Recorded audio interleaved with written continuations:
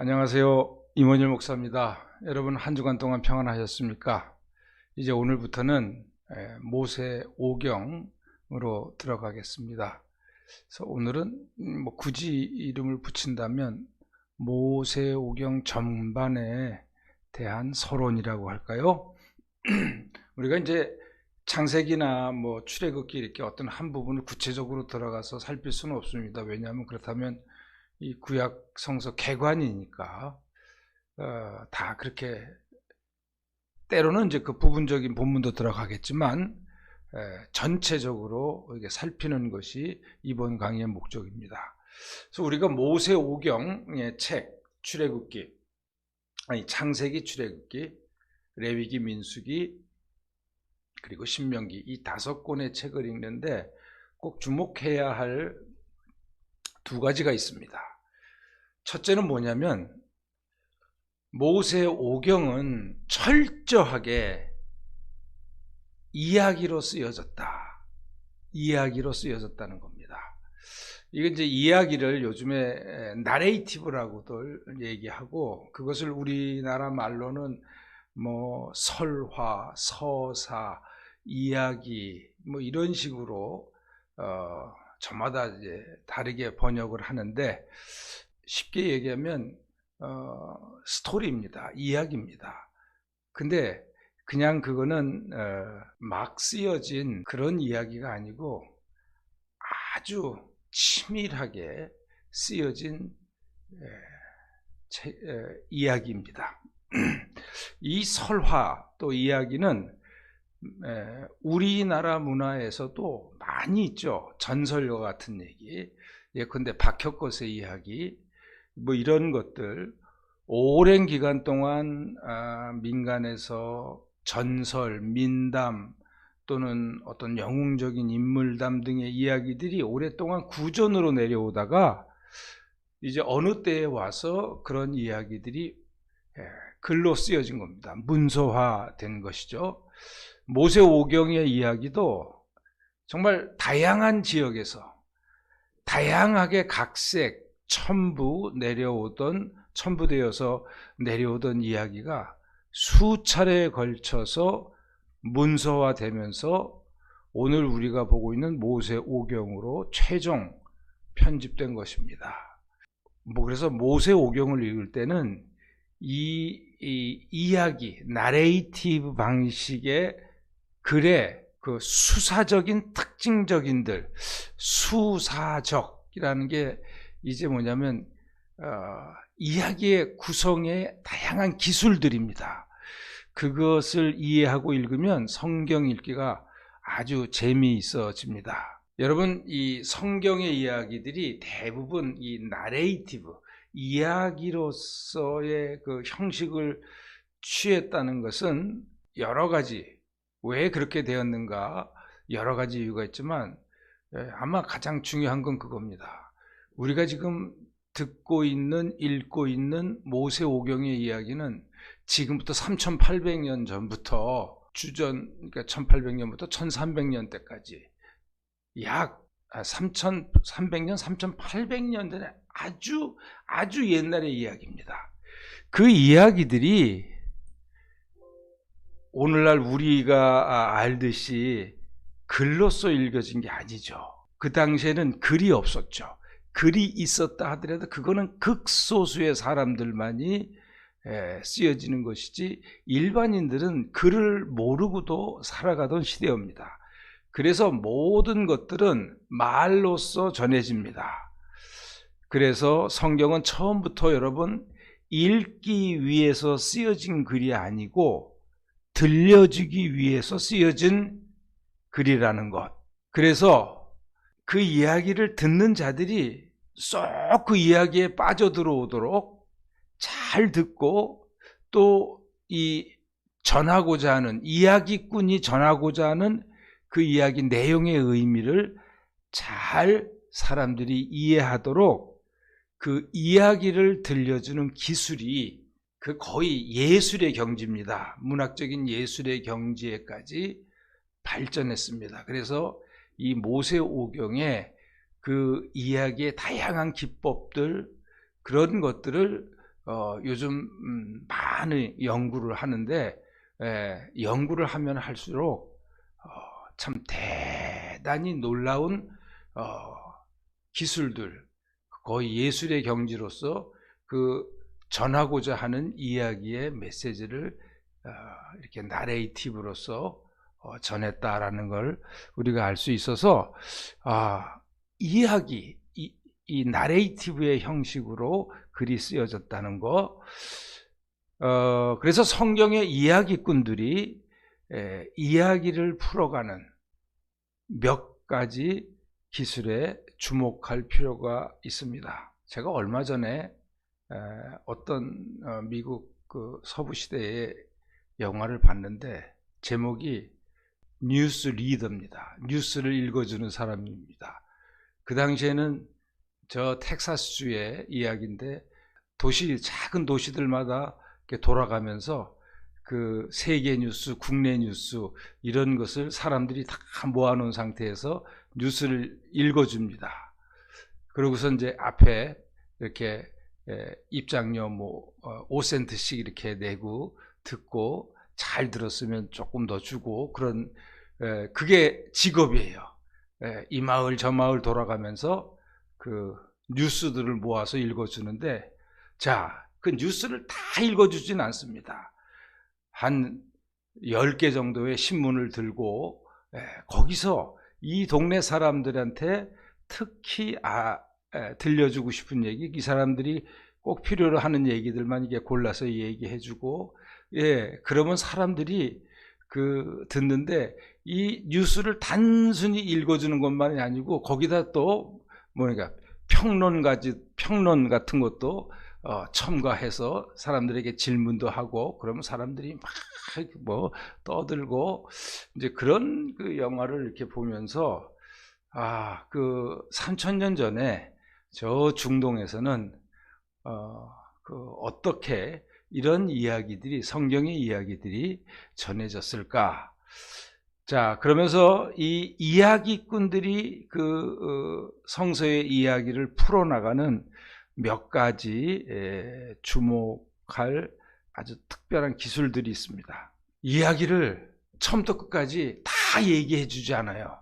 어떤 부분은 과감하게 생략을 합니다. 그리고 각색도 합니다. 조금 그 듣는 사람들이 이해하도록 그 사람들에게 맞춰서 그 이야기를 각색합니다. 그런가 하면 그 시대의 언어로 표현을 합니다. 여러분, 이제 우리가 성경을 읽다 보면 그런 거는 이제 모르고 휙 지나가죠. 자, 이거 보세요. 창세기 24장에 보면 아브라함이 그의 종을 그 이삭의 부인값, 즉 아브라함의 며느리감을 구하기 위해서 자신이 떠나왔던 하란으로 보내서 거기서 이 가나안 사람이 아니라 그 고향 밧단 아람 사람 중에서 규수를 내 아들의 부인감을 찾아와라. 이런 이제 주인의 하명을 받고 이 종이 떠나죠. 그때 보면은 많은 종들하고 낙타에다가 아주 색시에게 줄 아주 귀한 선물들을 가득 여러 마리에다 싣고 가는 장면들이 묘사됩니다. 기억나십니까? 그런데 여러분, 아브라함 시대에는 낙타가 없었습니다. 2014년도인가요? 그때 한 잡지에 내셔널 지오그래피라는 유명한 잡지에 이스라엘 히브리 대학의 고고학적 연구 발표를 했는데 이스라엘에서 처음 낙타가 쓰여진 것은 주전 11세기경이라고 합니다. 10세기에서 11세기경. 그 전에는 이스라엘 가나안 땅에 이 낙타가 아직 들어오지 않았대요. 물론 야생 낙타는 많이 있었지만 낙타가 처음으로 사람에 의해서 길들여진 거는 저 아라비아 반도에 있는 사람들에 의해서 길들여졌는데 이스라엘에서 그것을 가축으로 쓰기 시작한 것은 주전 11세기경이라고 합니다.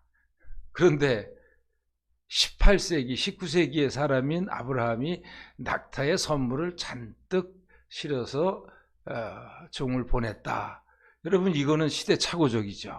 그러나 이런 걸 보면은 이 이야기는 바로 그 11세기 낙타가 상용화된, 가축화된 그 시대 이후의 사람들에게 들려주었던 건데, 바로 그때는 귀한 손님을 맞기 위해서 예물을 보낼 때는 낙타에 많은 짐을 선물을 써서 보냈다는 것을 그 시대의 그 언어와 풍습으로 각색을 하는 거죠. 이런 것들이 성경을 연구하다 보면은 많이 나온다는 겁니다. 그 다음에 이야기꾼들의 우리가 이제 특별히 성경을 읽을 때 우리들도 중요한 게 뭐냐면 많은 부분을 다 얘기해 주지 않아요. 그리고 성경에 여백을 많이 둡니다. 이야기에. 질문. 그러면 그 사람은 어떻게 됐을까?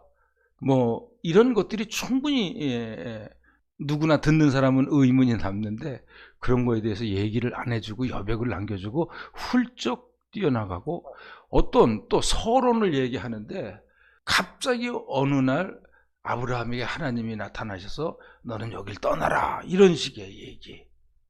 도대체 아브라함이 그전에는, 이 소명을 듣기 전에는 아브라함이 어떤 하나님과의 관계를 가졌었기에 하나님이 나타나셨는가, 이런 얘기 일체 없습니다. 그런 얘기들이 너무 많아요. 그런 많은 여백들은 시간이 없어서가 아니고 의도적으로 남겨놓는 여백들입니다. 이게 이제 그 이야기꾼의 기술인데, 성경 나레이티브의 아주 그 예술적인 차원인데, 그건 뭐냐면 듣는 사람들에게 질문과 함께 스스로가 상상하도록, 이러지 않았을까? 이러지 않았을까? 이런 많은 상상의 여백을 남겨둡니다. 이런 것들이 다 의도적인 기술입니다. 우리가 사실 오늘은 아주 콕 집어서 다 얘기해주고 필요한 것들은 콕콕콕 집어서 얘기를 해주잖아요. 그걸 잘 찍어주는 게 잘 교육을 시키는 거라고 생각하는데, 저는 그게 바로 우리 아이들에게 어려서부터 창조적인 상상력에 그 씨를 말리는 정말 비교육적인 저사라고 생각합니다. 더디더라도 자기가 읽고 자기가 생각하고 자기가 질문하고 그 질문에 답을 찾아보려고 애쓰고, 그렇게 하면서 겨우 남들은 과외 선생님이 1시간이면 가르쳐 줄 걸 이 아이는 1달이 걸리고 2달이 걸려서 그걸 깨달았다. 비효율적 아니냐? 교육은 효율을 그렇게 따지는 게 아닙니다. 바로 그런 수많은 질문과 그 답을 찾아가는 과정, 그 안에서 그 아이는 생각할 힘을 얻는 겁니다. 스스로 터득하는 겁니다.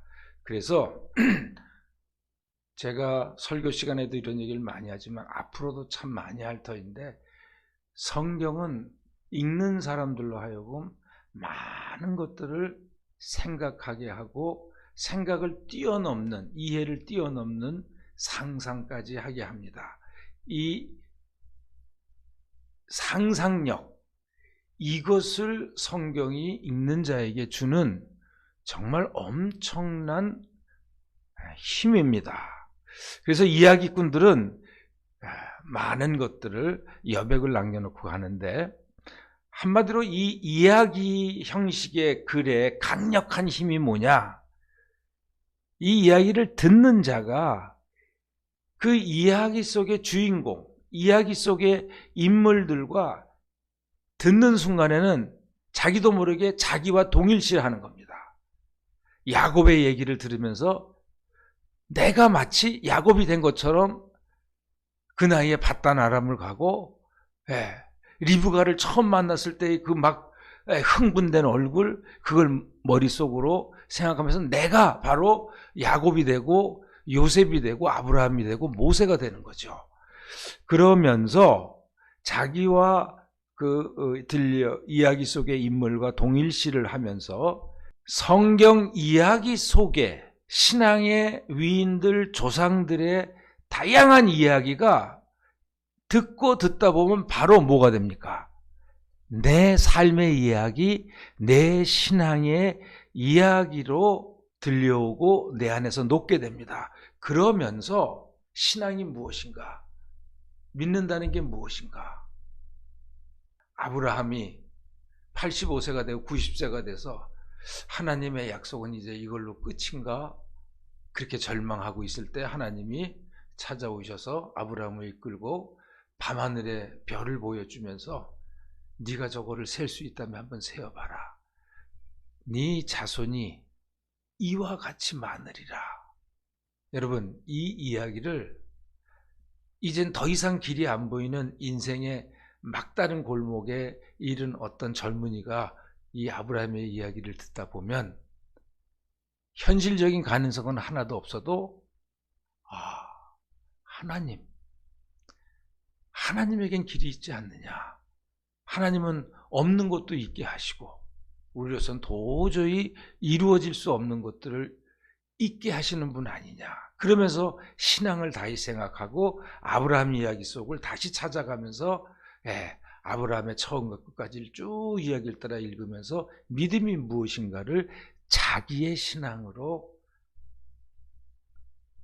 간직하게 된다는 거죠. 이게 바로 신앙의 전승입니다. 그래서 우리가 성경을 핵심 요약, 요거는 꼭 알고 외우고 그게 아닙니다. 성경은 창세기부터 내가 읽지만 듣는 겁니다. 창세기에 글자로 나와 있는 그 이야기를 들려주는 소리 없는 그 이야기꾼의 이야기를 들으면서 믿음의 길을 갖다 함께 걷는 겁니다. 이게 이야기로서의 성경의 가장 강력한 힘입니다. 자, 그 다음에 요걸 제가 이 얘기를 해야 되나 말아야 되나를 아주 오래 고민을 하다가 그래도 우리 교인들한테는 이 이야기는 좀 해야겠다. 그래서 제가 소위 JEDP라는 이 모세오경의 문서 가설이란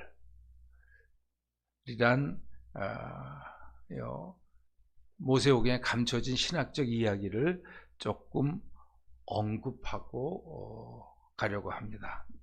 이게 벌써 1세기가 넘어서 19세기 말에서부터 성경을 연구하는 학자들이 계속 제기하는 문제였습니다.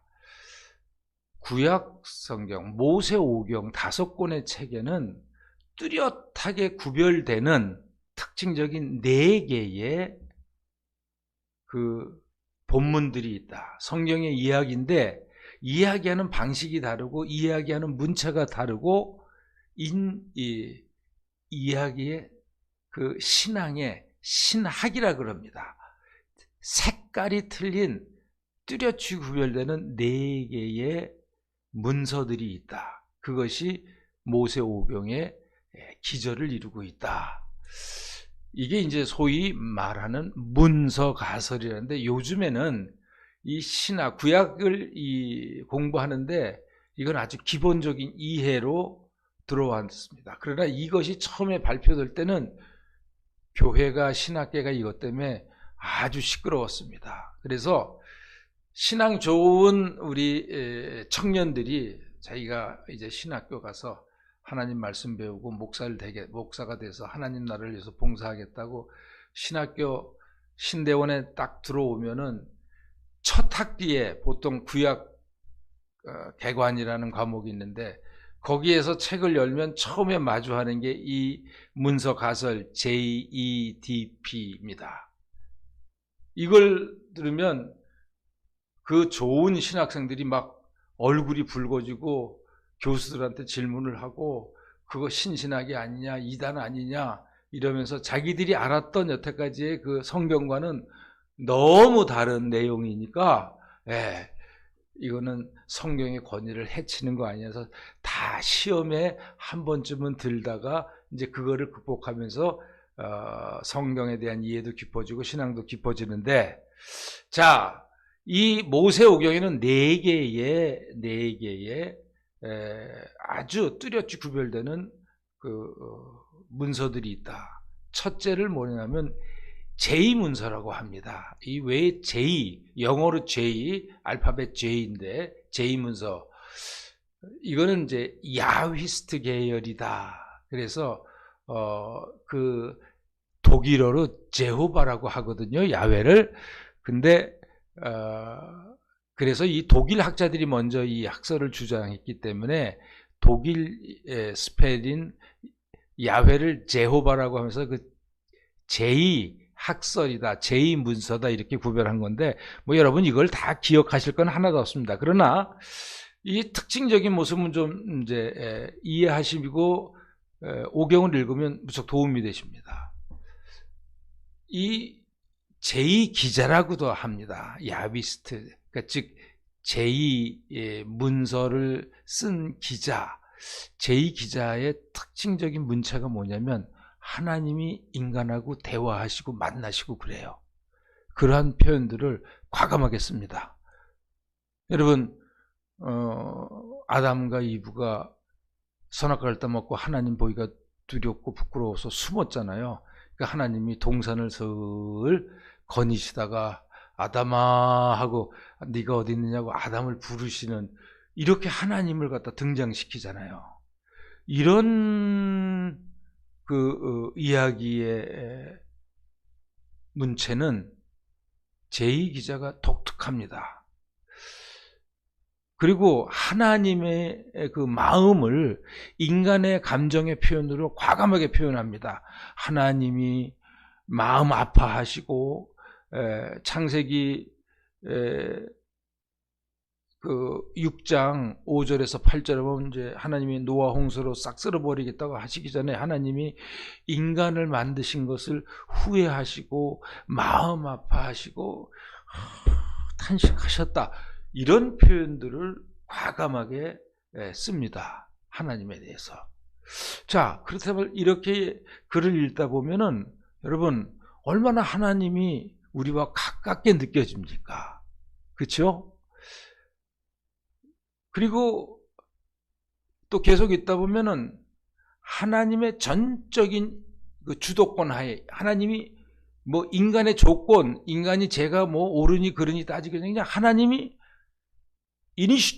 이니셔티브라 그랬죠. 이 주도권을 쥐고 조건 없이 나타나셔서 은혜와 사랑을 부르시고 또는 부르시기도, 소명을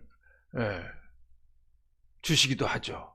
여러분, 아브라함을, 아까도 말씀드린 아브라함을 그 부르실 때가 12장 1절에 보면은 그냥 하나님이 어느 날 나타나셔서 너는 본토와 아비집과 내가 사는 이곳을 떠나서 내가 지시하는 곳으로 가라, 뜬금없이 이렇게 말씀하시잖아요. 거기에 아브라함이 의로웠었다, 아브라함은 그 나이 때까지 진짜 하나님 앞에 뭐 정직하게 살았다, 이런 말 한마디도 없거든요. 그런데 왜 아브라함을 택하셨을까? 여기에는 하나님의 조건 없는 선택과 부르심, 이제 이런 것이 신학으로 계속 이어지다 보면은 여러분, 우리가 의로워서 하나님 앞에 올바라서가 아니고 우리는 죄인인데도 우리를 부르시고 구원하시고 당신의 아들로 삼으시는 이러한 하나님의 순전한 믿음으로 사랑으로 우리가 구원받는 이 구원의 도가 바로 이런 제2신학에서 야훼스트 계열의 신학으로 성경 전반을 흐르고 있습니다. 그래서 이 글은 이 제2문서를 이렇게 작성한 게 누구냐?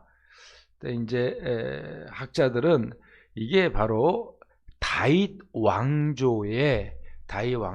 설립되고 다윗과 솔로몬 시대에 1차적으로 형성된, 그때까지 아브라함으로부터 800여 년 전승되어 내려온 얘기를 이런 하나님에 대한 이러한 신학적인 친근한 관계 속에서 이야기들을 1차 편찬한 것이다, 편집한 것이다, 이렇게 봅니다.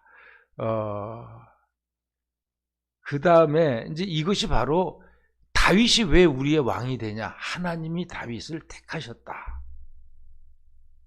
이것이 바로 이제 다윗 왕조를 이끄는 왕조 신학이 되고 남유다의 주된 신학이 됩니다. 이제 그 흐름은 계속 이어져서 예언서로도 이어지고 결국 예수 그리스도의 오심까지 계속 이어지죠. 자, 그 다음에 또 하나는 뭐냐면 이문서라고 합니다. 영어 알파벳 E인데 이것은 하나님을 어떤 문장에서는, 어떤 이야기에서는 야훼라고 부르는데 어떤 또 이야기층에서는 하나님을 야훼라고 안 부르고 엘로힘이라고 부릅니다. 엘로힘. 그 엘로힘의 첫 영어 스펠이 E입니다. 그래서 이제 엘로힘이라고 하나님을 부르는 그 이야기들의 특징적이 색깔이 나오거든요. 그걸 이문서라고 그러는데 이 이문서는 제2문서하고 되게 대조적입니다. 거기는 하나님이 인간하고 함께 이야기도 하고 만나시고 찾아오시고 이런 게 있는데 여기서는 하나님은 감히 우리가 그 이름도 함부로 부를 수 없는 경외, 하나님을 경외한다. 하나님을 두렵고 떨리는 마음으로 늘 하나님을 경외하는 그러한 신앙의 분위기가 주됩니다. 그래서 하나님께서는 정말 네가 나를 믿느냐 안 믿느냐 이것을 테스트하시기도 합니다. 시험한다는 단어가 많이 나와요. 그러면서 정말 네가 나를 믿고 따르냐, 순종, 불순종, 순종하느냐 그렇지 않느냐. 여러분 우리가 하나님을 이제 믿다 보면은 정말 하나님이 나와 함께 하시는가? 하나님이 나에게는 이런 약속을 하셨지만 그 약속이 진짜 하나님의 약속인가? 때로는 우리가 살아가는 현실이 하나님이 없는 현실인 경우, 하나님이 도대체 외면하신 듯한 현실이 많잖아요.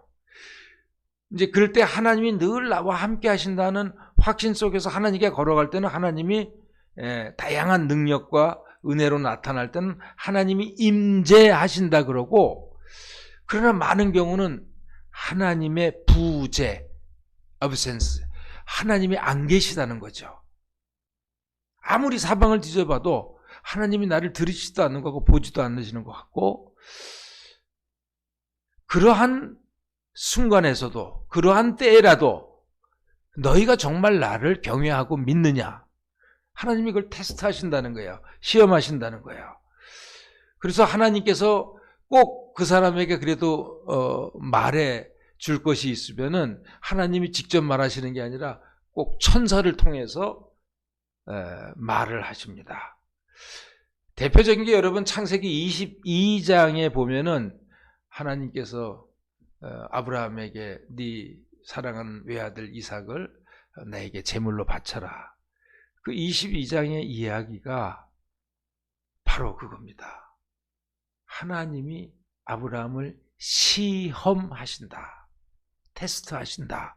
정말 네가 나를 경외하는지, 온몸과 온 마음으로 경외하는지를 테스트하시는 그 장면이 바로 그 100세에 얻은 아들을 제물로 바치라고 하시는 하나님의 명령, 그걸 따르는 순종하는 아브라함의 모습. 그러면서 아브라함이 진짜 이 아들을 죽이려고 할 때 아브라함아 아브라함아, 하나님이 외치시는 게 아니라 천사가 외치면서 네가 정말 하나님을 사랑하고 믿는지를 내가 이제 봤다. 테스트하신 거예요. 이런 얘기. 그리고 대표적인 이런 이문서의 대표적인 얘기가 요셉 이야기입니다. 요셉 얘기는 거의 다 이문서인데 거기서는 하나님이 한 번도 요셉에게 나타나지 않으시고 아무 말씀도 안 하십니다. 다만 어렸을 때 꾼 꿈 그거 하나밖에 없어요. 그것 때문에 십수년의 온갖 순환을 당하면서 하나님을 끝까지 믿는 요셉의 모습, 그 땅속에 가장 처참한 죽음 일보 직전에 감옥에서도 그 믿는 모습, 요셉의 모습을 그리고 그 다음에 나중에 형제들과의 만남, 이 모든 이야기가 대표적인 이 엘로힘 이 문서의 내용들인데, 여기서는 아주 하나님이 가까이 계신 분이 아니고 멀리 계시지만 무겁고 오직 인간 편에서의 순종과 불순종. 그래서 마지막 이 문서, 엘로힘 문서에 아마 5경 중에 마지막 나오는 얘기가 민수기 23장 24장에 나오는 그 발람의 이야기입니다. 발락이 이스라엘 민족을 저주해달라고 초청해온 발람이라는 고대 사회의 그 예언자가 정작 예언을 하러 가서는 이들을 저주하는 게 아니라 축복을 하잖아요. 거기서 이렇게 얘기합니다. 하나님은 사람이 아니시다. 거짓말을 아니하신다. 사람의 아들이 아니시니 변덕을 부리지도 아니하신다. 어찌 말씀하신 대로 하지 않으시랴. 어찌 약속하신 것을 이루지 아니하시랴. 민수기 23장 19절에 나오는 발람의 예언인데, 여러분 이게 이 신학, 즉 엘로힘 신학의 핵심입니다. 아주 잘 핵심이보다도 구별된 거죠. 하나님은 한번 말씀하신 것을 반드시 이루시고 시건치 않은 분인데, 우리들의 믿고 못 믿고 연약한 마음들이 그 하나님을 앞에서 흔들린다 이거죠. 그래서 하나님을 견고하게 믿는, 여러분 신앙이, 하나님의 언약이 그렇게 하루아침에 이루어지는 게 아니잖아요. 어떨 때는 10년이 걸리고 어떨 때는 20년이 걸리고 어떨 때는 100년도 걸리고, 그런데 우리가 얼마나 하나님의 약속 앞에서 흔들리는 마음이 많습니까? 바로 그러한 이스라엘 민족의 그 체험이 이러한 한쪽에서는 제2신학과는 색깔이 다른 엘로힘 이 신학, 이 문서들을 많이 만들어냈습니다. 이 엘로힘 문서들은 주로 어디서 지역적으로 보면 어디서 이 신학이 발전했냐면 북이스라엘 지파 동맥입니다. 그리고 이 신학을 온몸으로 대변한 그 대표적인 인물을 들라면은 바로 엘리야 선지자입니다. 이거는 제 얘기가 아니고 볼프라는 유명한 독일 학자가 하는 얘기인데, 그 이후 엘리야 이후 엘리사, 그 다음에 호세아로 계속 이어지는 북이스라엘의 그 예언자 전통에서 이 신학이 계속해서 발전해 나갑니다. 자, 그 다음에 이제 세 번째 주요 문서가, 이거는 뭐 우리가 쉽게 접근할 수 있는데, D 문서라고 합니다. D 문서, 영어 A, B, C, D의 D 문서. 이게 왜 D 문서라고 이름을 지었냐면 신명기 문서, 신명기계 문서이기 때문에 D 문서입니다. 이 영어로 더이트로놈이거든요. 더이트로 하면은 두 번째라는 뜻이고, 더이트로, 그 다음에 노미는 법이란 뜻입니다. 그래서 두 번째 하나님의 법, 십계명이 두 번째로 나오는 책이다. 출애굽기에서 한 번 나오고 신명기에서 이제 두 번째로 나오잖아요. 그래서 이제 듀트로놈이라고 보통 이렇게 이름을 줬는데, 그래서 신명기 전체의 그 말씀이, 모세우경의 마지막 책인 신명기 전체의 말씀이 아주 제2문서나 이문서하고는 또 틀립니다. 독특한 억양으로 되어 있습니다. 물론 신명기가 모세의 말로 이제 다 모세가 4번에 걸쳐서 긴 설교를 하는 그런 내용으로 구성되어 있지만, 이 신명기에서는 하나님의 말씀을 지키는 것이 죽느냐 사느냐의 문제다. 이 토라 신앙을 주요 신학으로 합니다. 그러면서 신명기에서는 너희가 만일 이렇게 하면 그 다음엔 너희가 이렇게 되리라 하는 항상 조건절이 있습니다. 즉 너희가 말씀에 순종을 하면 너희는 이러한 복을 받고, 너희가 이 말씀에 순종하지 않으면 너희는 하나님의 이러한 저주와 심판을 받을 것이다. 그러면서 여러분, 여기에서는 뭐냐면 인간 쪽의 책임이 무지하게 강조되는 겁니다. 즉 말씀의 순종, 불순종, 그 책임의 결과 하나님은 이미 이렇게 약속하셨고, 그래서 너희들이 겪는 모든 이러한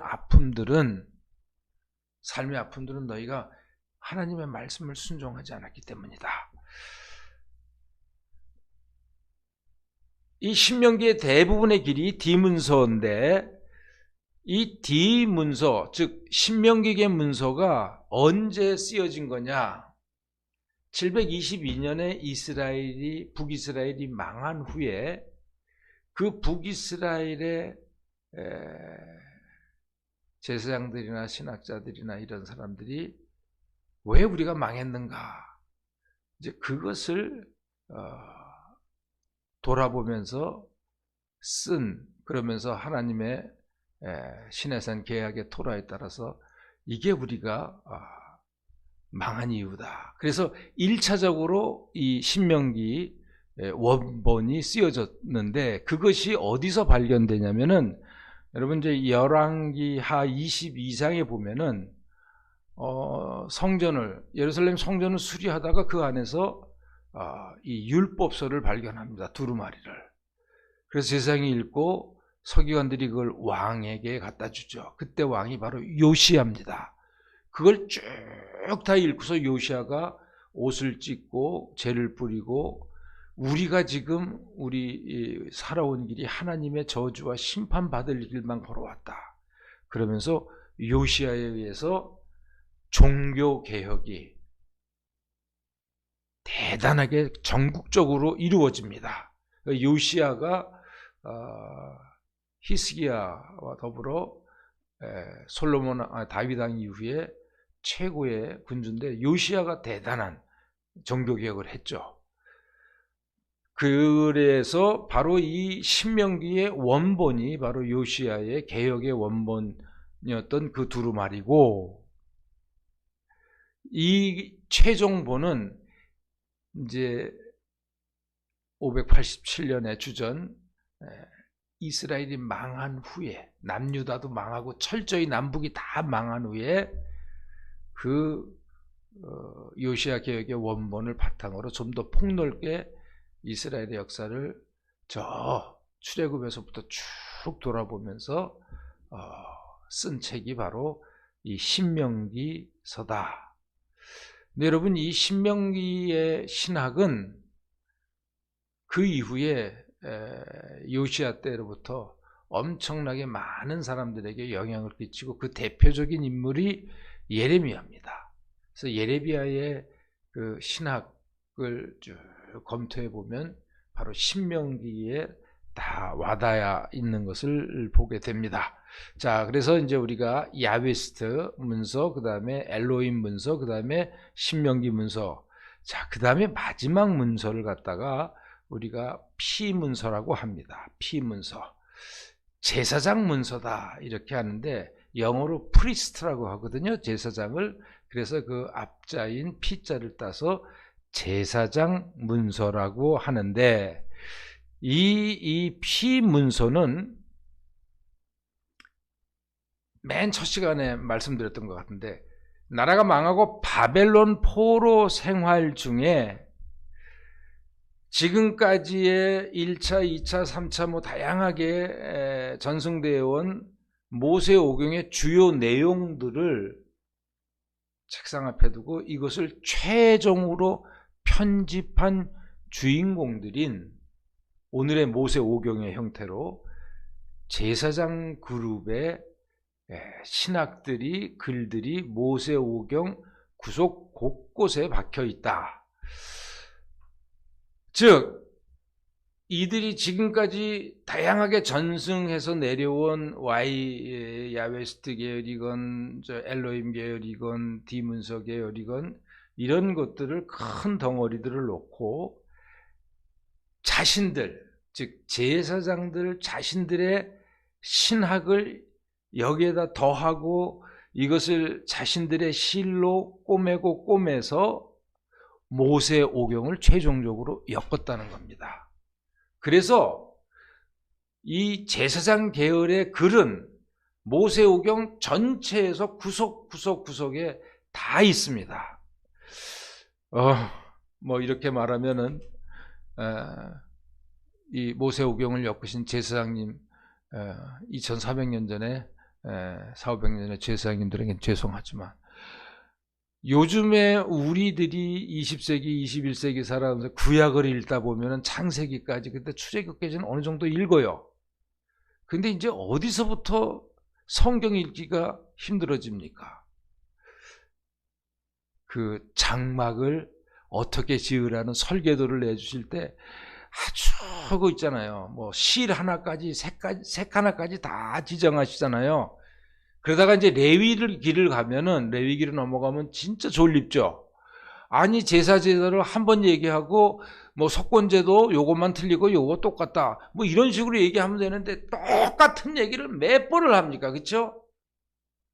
그리고 또 뒤에 가서 또 얘기하고 또 얘기하고 또 뭐 새로운 버전을 얘기하고 음식 규정, 옷도 혼방을 안 돼요. 이게 섞어서 짜면 안 돼요. 한 가지 종류로만 짜야 된다. 뭐 어린 양을 끓여서 이렇게 백숙을 먹을 때도 그 어미젖에다 끓여서는 안 된다. 하여튼 우리가 낯선 그러한 것들이 얼마나 많습니까? 이게 다 뭐냐면 제사장 계열의 문서들이에요. 그리고 민수기도 사실은 주된 전승된 내용은 광야에서 이들이 어떤 루트로 가다가 어떻게 불평하다가 하나님의 진노를 사서 광야에서도 끝없이 신앙의 단련을 받으면서 그게 중요한 내용인데 여기에다 앞뒤로 제사장 문서들이 많은 걸 제사에 관한 거, 뭐 예물에 관한 것부터 시작해서 아주 많은 내용들을 넣어가지고 모세 오경이라는 큰 산을 만든 겁니다.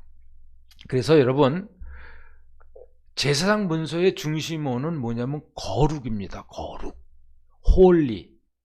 근데 거룩이란 뜻이 무슨 뜻이라 그랬죠? 가도시, 구별되답니다. 즉 야훼 하나님을 믿는 너희들은 믿지 않는 이방인들의 모든 문화와 생활 풍속과 모든 것에서부터 구별되어야 된다. 그러다 보니까 먼저는 제사를 지낼 때는 아주 그냥 세세한 절차까지 자세하게 나와 있죠. 그 다음에 성결법전 이런 데 가보면은 먹어서는 될 거 안 되는 거 그쵸?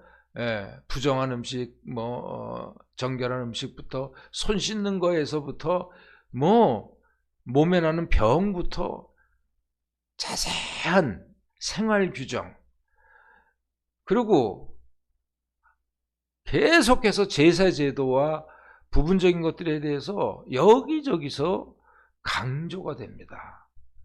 이런 것들이 피문서의 특징적인 내용이고 그래서 여러분 창세기 첫 장에 1장에 나오는 창조기사는 이게 바로 피문서 기자의 작품인데 거기 뭡니까? 혼돈에서부터 하나님 말씀에 따라 이 모든 세계가 점차 질서가 잡혀가고 그렇죠? 정결해지죠. 그리고 맨 마지막에 인간이 탄생하죠. 그런 질서예요. 왜 이 제사장 계열의 문서들은 이렇게 전혀 신앙의 색깔이 틀린 이런 것들을 다 포함하면서도 그걸 자기들의 신학으로 다 꿰고 맞춰서 오경이라는 엄청난 작품을 만들었는데, 왜 이렇게 제사제도에 대해서 강조를 하냐면은 포로 귀환을 했잖아요. 포로 생활을 하니까 뭐가 없었어요? 성전이 없어졌고, 우리가 다시 하나님의 은혜로 이제 다시 돌아간다면 정말 그때는 왕이 없어졌어요. 왕이 없어지니까 이스라엘 제도의 중심은 뭐가 될 수밖에 없어요? 재건된 성전이고, 이 성전 중심의, 제사 중심의 새로운 사회를 세우고자 그들은 지금까지의 모든 신앙의 전승된 전통을 기본으로 하되 자신들의 그 신학으로 이걸 오경신학을 최종적으로 편집한 것입니다. 자, 여기까지가 이제 우리가 성경은 나레이티브, 이야기로 오경은 쓰여졌고, 그 다음에 그 이야기 속에는 다양한 이야기꾼들의 컬러가 있다. 신앙적인 특징적인 모습들이 있다. 이런 것들이 어우러져서 오경의 큰 작품을 만들고 있다. 이제 이렇게 이해를 하시면 됩니다. 자, 그러면 이제 한 가지만 더 말씀드리겠습니다. 모세 오경은 원역사가 있습니다. 창세기 1장에서부터 11장까지. 그 다음에 이제 구체적으로 아브라함을 부르시는 장면에서부터 아브라함에게 약속하신 게 뭡니까? 이 가나안 땅을 네가 밟은, 네가 지금은 땅 한 평 없이 뜨내기처럼 살아왔지만 네가 밟은 이 가나안 모든 땅을 내가 너의 후손들에게 주겠다. 그렇게 시작한 아브라함의 이야기가 한 민족을 이루면서, 그리고 그걸 출애굽을 하고, 그래서 결국은 어디서 끝납니까? 신명기 34장이 어디서 끝납니까? 모세의 죽음으로 끝나는데, 그게 바로 요단강 동편 땅에 있는 모압 평야고, 그가 느보산으로 들어가 죽음으로 끝납니다. 바로 이제 그 하나님께서 약속하신, 아브라함에게 약속하신 그 가나안 땅 정복이, 가나안 땅에 주어짐이 이제 목전에 두은 그 요단 강가에서 모세 오경은 끝나죠. 그러면 수많은 사건이 있었잖아요. 그러면 이 모세 오경에서 가장 중요한 사건은 뭐라고 생각하십니까, 여러분? 한번 생각해 보십시오. 모세 오경을 쭉 개관하시면서 어떤 사건이 가장 중심된 사건이라고 생각하십니까? 어떤 분은 12장 1절에서 아브라함을 부르신 사건, 또 어떤 분은 아무래도 창세기 1장 2장의 창조기사 사건, 노아의 홍수 사건, 어떤 사건이라고 생각하십니까? 모세 오경의 가장 중심적인 사건은 출애굽 사건입니다. 그리고 출애굽 후에 신의 산으로 이들을 이끌고, 모세를 통해서 이끌고 오신 하나님이 바로 신의 산에서 이스라엘 민족과 언약을 체결하시는 그 출애굽기 19장, 20장 그 장면이 가장 이 모세 오경의 중심 사건입니다. 여러분, 아브라함과 약속하신 것은 이제 바로 이 출애굽 사건의 서장으로 그 믿음의 시조를, 믿음의 처음을 얘기하는 거지만, 사실은 창세기가 끝나잖아요. 창세기 끝날 때까지 아브라함의 가족은 70명이에요. 4대를 거쳤는데, 그렇죠? 70명이 내려갔잖아요. 애굽 땅으로. 그거는 아직 민족의 단계가 아니에요. 부족도 아니고 씨족도 아니고 그저 한 큰 가족이에요. 거기서 창세기는 끝나요.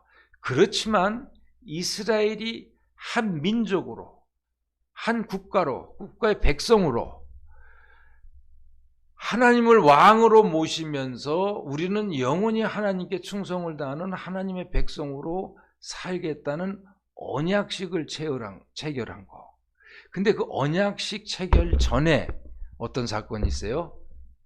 도저히 바랄 수 없는 노예들에게 자유와 자기의 땅과 평화를 주는 적과 끓이는 가나안 땅으로 내가 너희들을 이끌고 가겠다는 하나님이 절망의 암흑의 역사 속에 하나님이 어느 날 갑자기 이 바로의 노예들에게 나타나시고 개입하셔서, 즉 그걸 역사에 개입하신 겁니다.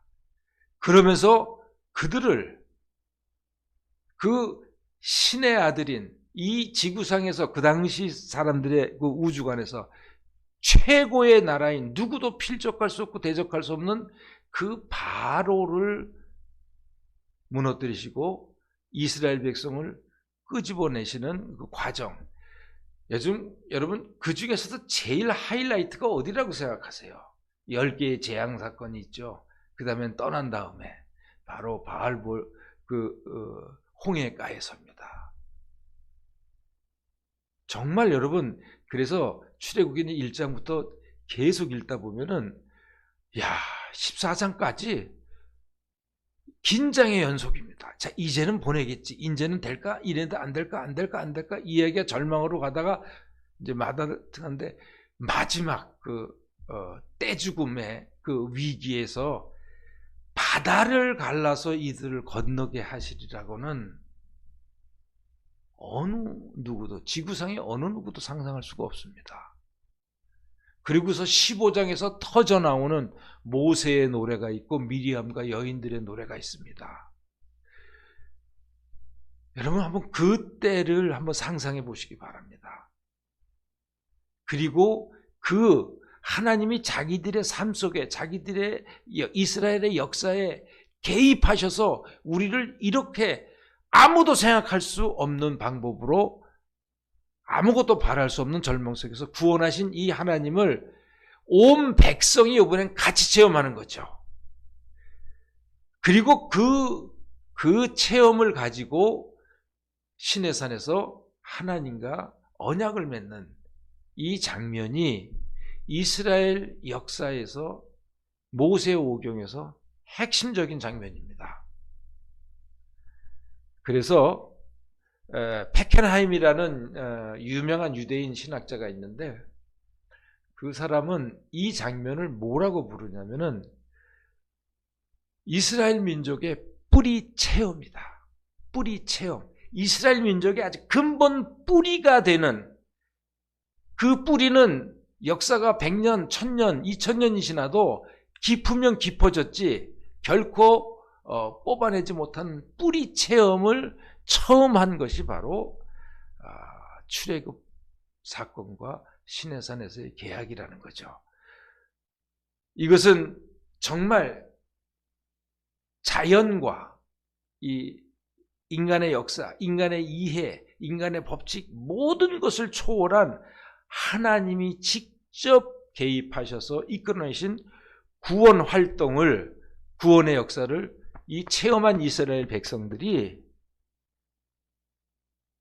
하나님과의 시내산에서의 만남을 통해서 거룩한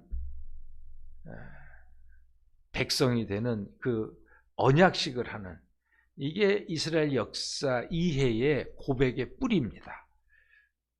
그런 점에서 사실은 이 창세기는 출애굽기에 이 출애굽 사건과 이 중심 사건의 서장에 불과한 서장입니다. 이것의 그 기원을 쭉 다시 한번 회상케 하고서 하나님의 약속이 어떻게 이루어졌는지. 그래서 우리가 이 성경의 모세오경의 이야기는 이 출애굽과 이 시내산 계약, 이것을 핵심으로 인해서 점점 넓게 번져가는 겁니다.